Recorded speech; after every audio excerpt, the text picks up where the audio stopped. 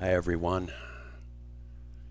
Welcome to the Sacred Breeze Insight entitled Inclusive Love in an Exclusive World. A large percentage of the population in the U.S. and indeed in all democracy-based Western countries have found reason to identify with exclusivist political ideologies that promote nationalist agendas. Another way to express this is that a large percentage of the population of Western democracies have taken on exclusivism as a dominant part of each their own individual identities. At Sacred Breeze Ministries, we're centered in the spirit of inclusive and unconditional love. As such, we support not only the tolerance and acceptance of traditions, cultures, and religions worldwide, we celebrate them. Our goal is to uplift the inclusive and unconditional loving spirit that plays a part in all traditions, cultures, and religions. Now, how can a person or group committed to inclusive, unconditional love a person or group whose very identities are centered in exclusivist ideology? The answer starts with compassion. And compassion arises from connecting with the challenges and suffering that others endure. Ask a person, any person, who they are, and you will get a variety of answers. Some will reply based on relationships. I am so-and-so's parent. I am the child of so-and-so. Some based on culture or religion.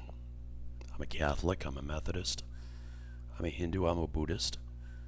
And some will answer based on political or ideological affiliation, just to name a few possibilities. When I was a young person back in the 60s and 70s, the most likely to the answer to the question, who are you, would have been based on what a person did for a living, or what they did with the majority of their time. Where I was raised in blue-collar working neighborhoods, the answer to the question might have been toolmaker, electrician, housemaker, homemaker, carpenter, bricklayer, any variety of things based on doing. My dad was a purchasing manager for a medical supply company. My mom moved from being an X-ray technician to an inventor and homemaker. When I became a working professional myself, my identity shifted from student to engineer. As an engineer, I worked in a large manufacturing facility, supporting people who assembled and tested electronic circuit boards and equipment in the 1980s. The people who worked on the various production lines were of all races and ethnicities, all ages, many had families, and certainly some were LGBTQ. Later in the 90s, my career shifted from manufacturing to product design engineering. This insulated me somewhat from what was happening out on the factory floors and assembly lines. The good paying jobs with benefits were going away and moving overseas. It didn't occur to me at the time, but not only livelihoods but identities were changing as well. People who had been electronic product assemblers and testers had to find other jobs that didn't pay as well, and their doing-centered identities lost dominance. I was still a product designer, but my job shifted from working with the local factory to working with factories overseas. By the time the 2000s rolled around, I had obtained some experience and seniority. I found myself leading design teams and working with design engineers. The engineers weren't based in the US either. My peers from when I worked as a so-called line engineer had joined the people who worked on the assembly lines and lost their good-paying jobs. They also lost their doing identities. As a senior product design engineer, I was still somewhat insulated from experiencing the loss that so many others had. Somehow my career survived wave after wave of layoffs and downsizings until 2008, when I myself was downsized and when my own doing identity as an engineer was upended. As it turns out, over the course of a few decades, a great many people in the U.S. lost good paying jobs and the doing identities that were associated with them. When I was an adolescent in the 70s, we had a neighbor who was a veteran, had a blue-collar job, had a nice house, 6 children, and a vacation home, all on one income. Wife was a homemaker. When I was an adolescent in the 70s, that was middle class. Over the course of several decades, that all disappeared. A life with a good paying job and a vacation home moved toward 2 and 3 part-time jobs, both spouses working, with no benefits. Working and doing identities have become survival identities.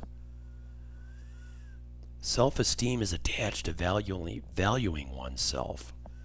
In modern Western society, income and lifestyle are measures of how a person is valued.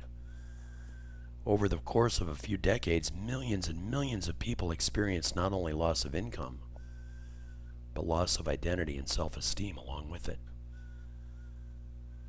Now, the social goals I was raised to believe in the 60s and 70s, well, they were wonderful. We wanted to end wars. We wanted to lift up oppressed people. We wanted to liberate women, erase poverty, racism, lift everyone into the kind of post-World War middle-class lives that our neighbors enjoyed. Unfortunately, in our fervor to lift up traditionally oppressed groups, we failed to notice the huge population that was falling behind and suffering from the loss in income, self-esteem, and identity. Loss of self-esteem and sense of identity makes a person or a group of people vulnerable. And whenever and wherever there are vulnerabilities, there are persons and groups ready to take advantage. People who offer a restoration of pride and dignity. These promises are often coupled with scapegoating and blaming of others for the loss of dignity and identity.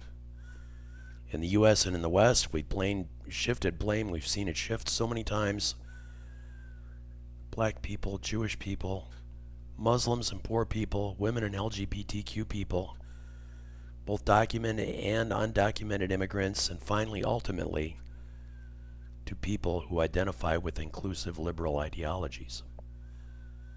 Vulnerable people are told that trying to make the world a better place for everyone is the problem, and only exclusivist actions and blame of others can offer relief from suffering and challenges. There are plenty of solutions being argued regarding how to address the demise of the middle class. I believe that excluding or oppressing or somehow controlling groups of people won't restore the middle class. I believe, based on 20th century history, that completely upending society doesn't provide any answers either. Upending societies in the hopes of somehow starting over always and ultimately results in huge amounts of suffering and death. But the insight is not about offering solutions to challenges related to exclusivist identity. This insight is about compassion, specifically compassion for the millions of people who have found themselves without a productive identity, many of whom struggle to make ends meet. Compassion recognizes the suffering that feeds exclusivist movements. Compassion lifts up the positivity even in the midst of negativity. Compassion expresses gratitude and appreciation wherever possible. Compassion also recognizes the sacred nature of every human being, indeed every living creature, including oneself.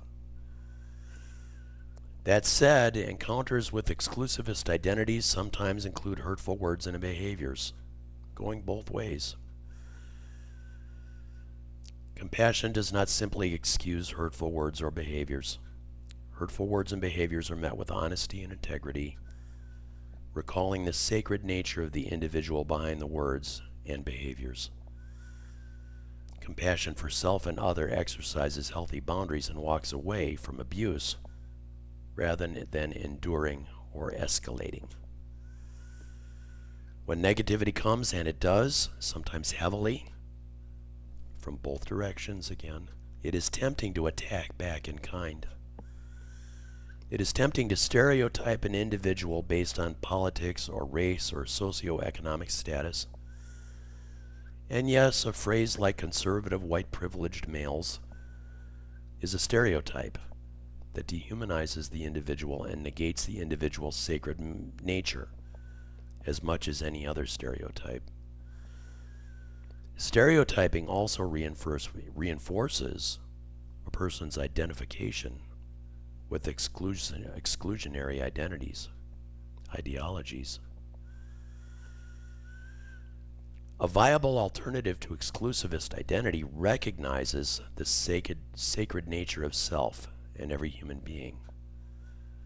Instead of retribution and stereotyping, compassion recalls and uplifts the sacred nature of self and other, if not in words, then in attitude and actions.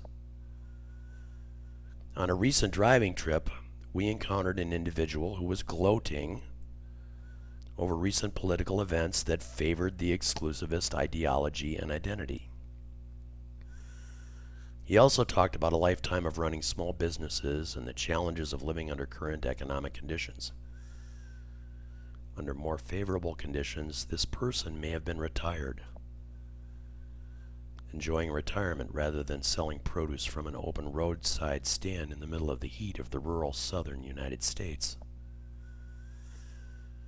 As for my reaction, I listened with interest until I became angry, and I'll admit that. I felt as if my own identity was being attacked, and I walked away. I drove away and considered my own reaction. While walking away prevented conflict or escalation, an opportunity to recognize the sacred nature of the individual and the challenges he endured was delayed at best.